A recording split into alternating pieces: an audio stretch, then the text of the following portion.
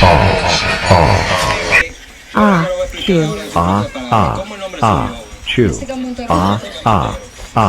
Chu. Chu. Allá en Las Barras, está condenado ya, o está en preventivo. Él está condenado. Está condenado a cuánto? Está a 30 años. A 30 años. Él fue encontrado culpable de un homicidio. 17 años tiene. ¿Usted cuánto tiempo tiene?